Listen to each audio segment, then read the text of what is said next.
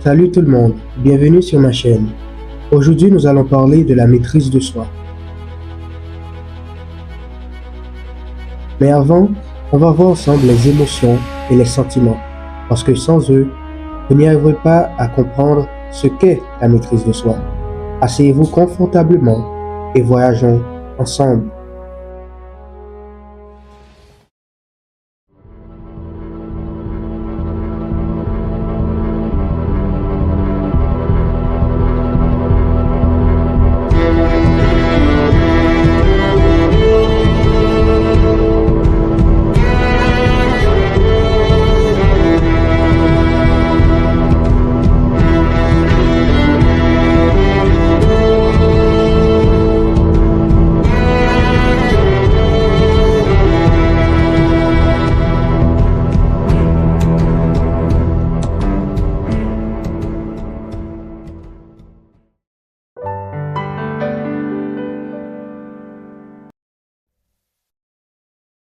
Une émotion est une réponse brève à un stimulus extérieur.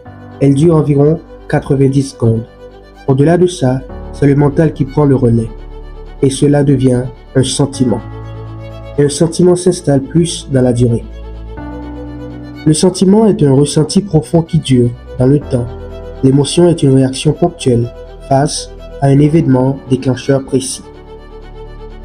Les émotions sont des réactions immédiates à des situations. Par exemple, la peur peut surgir si on voit un serpent. Ces réactions sont souvent intenses, mais de courte durée. Les émotions peuvent provoquer des changements physiques. On peut rougir de honte ou trembler de peur. Elles sont souvent visibles sur notre visage ou dans notre comportement. Les sentiments, eux, durent plus longtemps. Ils naissent des émotions, mais sont plus réfléchis. Par exemple, l'amour est un sentiment qui peut durer des années. Les sentiments sont moins intenses que les émotions. Ils influencent notre comportement sur le long terme. Par exemple, la tristesse peut nous rendre mélancoliques pendant des jours. Les émotions et les sentiments sont liés. Une émotion peut se transformer en sentiment. Par exemple, la joie d'un moment peut devenir un sentiment de bonheur durable. Comprendre cette différence aide à mieux gérer nos réactions. Cela permet de mieux comprendre notre propre comportement et ceux des autres. Il est important de ressentir des émotions, car elles sont le moteur de nos motivations, de nos intérêts, d'une grosse partie de notre vie, tout court. Elles nous permettent d'évaluer une situation et nous obligent à réagir de manière plus ou moins rapide à des événements agréables, comme l'amour ou la joie, ou moins agréables, comme le dégoût ou la peur. Elles impliquent souvent des changements psychologiques, changements du rythme cardiaque, de la pression sanguine, de la respiration, de la sudation, de taux hormonaux, etc., qui servent à nous faire réagir très rapidement. Lorsque l'on ressent la peur, par exemple, le cœur bat plus vite, les sourcils sont relevés, les yeux écarquillés. Ces changements ont pour fonction d'augmenter la perception sensorielle et de faire face à les dangers potentiels. Les émotions nous aident aussi dans les phases d'apprentissage et plus scientifiquement sont utiles pour la mémoire. Nous utilisons également nos émotions pour la plupart des décisions que nous prenons chaque jour.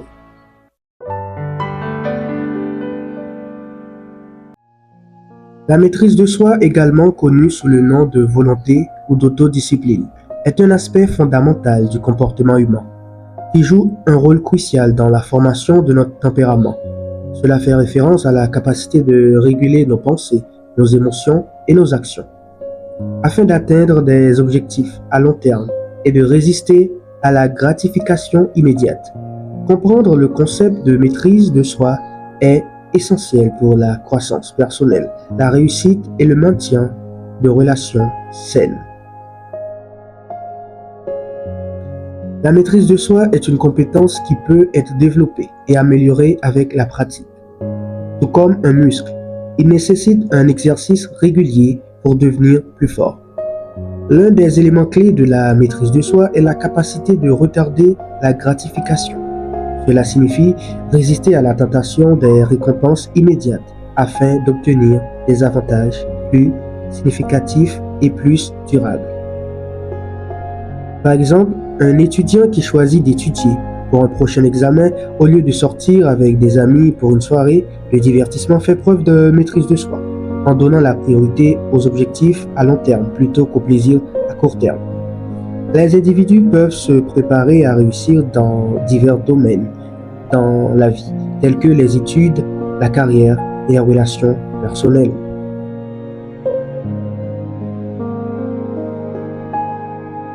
La maîtrise de soi est un des plus importants piliers dans notre vie.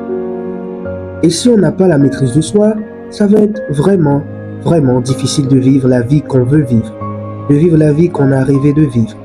Je veux que vous preniez conscience que la maîtrise de soi est tout dans la vie. Si on a la maîtrise de soi, il n'y a rien dans ce monde que l'on ne peut pas avoir, que l'on ne peut pas gagner et attirer. Tout dans la vie dépend de la manière qu'on conçoit les choses et la manière qu'on les gère. Gérer ses émotions et avoir la maîtrise de soi, c'est pas une chose facile. Il y a des gens qui l'ont mais qui n'arrivent pas à la développer correctement. Et il y a des gens qui ne l'ont pas. Vous allez être étonné en apprenant qu'il existe des personnes qui n'ont pas la maîtrise de soi, des personnes qui n'ont pas la capacité de se maîtriser, des personnes qui se laissent emporter par n'importe quoi, des personnes qui se laissent emporter complètement par une situation ou une conversation qui a mal tourné, etc.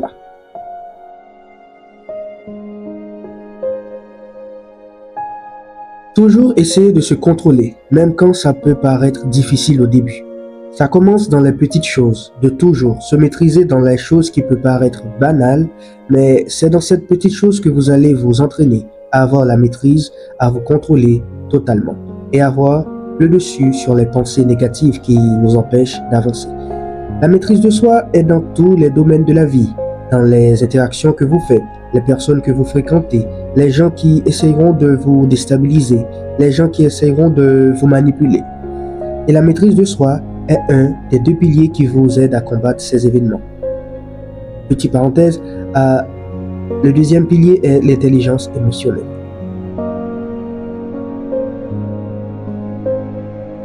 La mise en veilleuse des réactions est un moyen efficace de garder le contrôle de soi. Avant de réagir, il faut toujours penser 2 fois ou plus. Cela évite les regrets plus tard. Et comme bonus, cela nous fait gagner de la confiance. Parce que si on agit d'une certaine manière et on n'a pas de regrets, on se sent fier de nous-mêmes. Et cela est un sentiment vraiment agréable.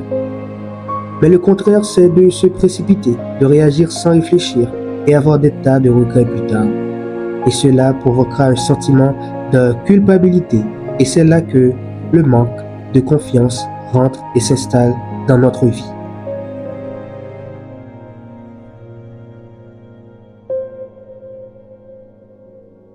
Apprendre à se connaître. Apprendre à se connaître est un autre moyen efficace d'avoir et de développer la maîtrise de soi. Quand on prend le temps de se connaître et d'identifier ses points forts et ses points faibles, on connaîtra nos limites, on connaîtra les endroits qu'on ne doit pas aller, les personnes à ne pas fréquenter, etc. Apprendre à se connaître nous préserve de beaucoup de choses. Si on se connaît bien, on pourra garder le contrôle.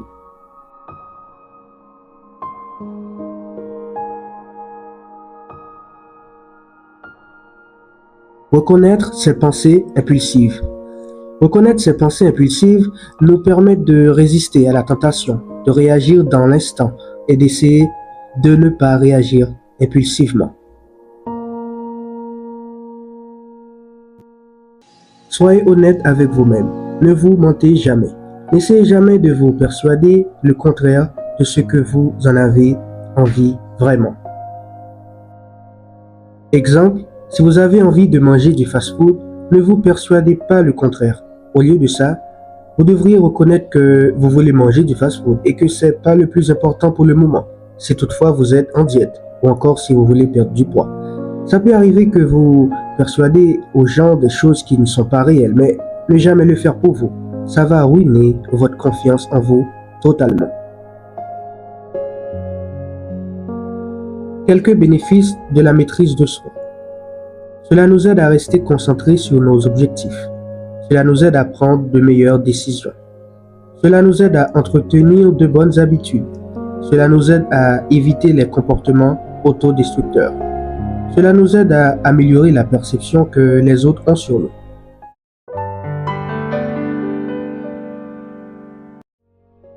Voyons ce que la Bible nous dit de la maîtrise de soi.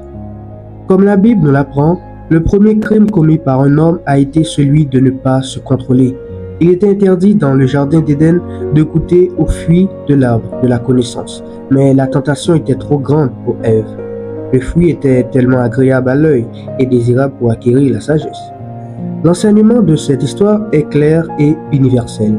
Quand la tentation submerge la volonté, c'est une faillite morale et elle mérite d'être punie. L'homme a été chassé ainsi du paradis. Exemple de maîtrise de soi de Socrate. Le test des 3 passoires de Socrate, un outil sociologique. La sagesse sociale de Socrate offre une perspective utile pour filtrer nos paroles.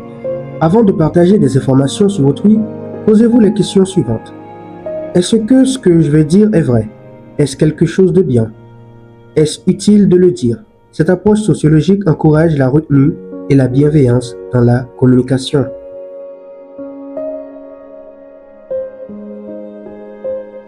Socrate avait dans la Grèce antique une haute réputation de sagesse. Quelqu'un vint un jour trouver le grand philosophe et lui dire « Sais-tu ce que je viens d'apprendre sur ton ami ?» « Un instant, répondit Socrate. Avant que tu ne me racontes tout cela, j'aimerais te faire passer un test très rapide. Ce que tu as à me dire, l'as-tu fait passer par le test des 3 passoires? Les 3 passoires? Mais oui, reprit Socrate.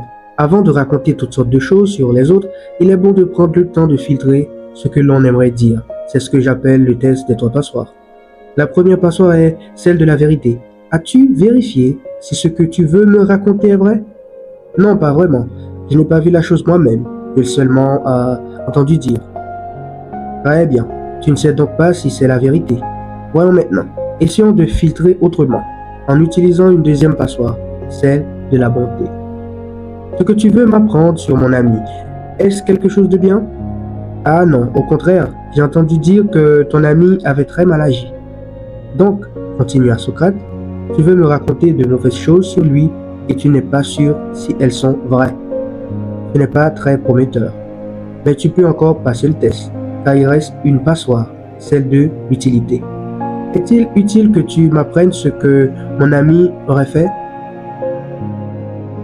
Utile, non, pas vraiment. Je ne crois pas que ce soit utile. Alors, de conclure Socrate, si ce que tu as à me raconter n'est ni vrai, ni bien, ni utile, pourquoi vouloir me le dire?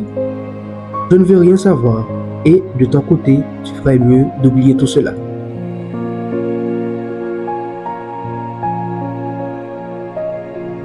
Ce sont tous les points que j'ai touchés au début de la vidéo qui va vous aider à avoir et à développer la maîtrise de soi. Parce que si on ne sait pas ce que c'est une émotion, un sentiment, on ne pourra pas avoir la maîtrise de soi. Si on ne sait pas ce qui nous pousse à réagir mal, à pleurer, encore moins si on ne sait pas reconnaître les émotions que j'ai mentionnées au début de la vidéo, c'est pour cela qu'il est important de reconnaître nos émotions et sentiments pour pouvoir les maîtriser et garder le contrôle. La maîtrise de soi est un aspect fondamental du comportement humain qui joue un rôle crucial dans la formation de notre tempérament. En comprenant le concept de maîtrise de soi et en mettant en œuvre des stratégies pratiques pour son développement, les individus peuvent atteindre leur croissance personnelle, réussir et entretenir des relations saines.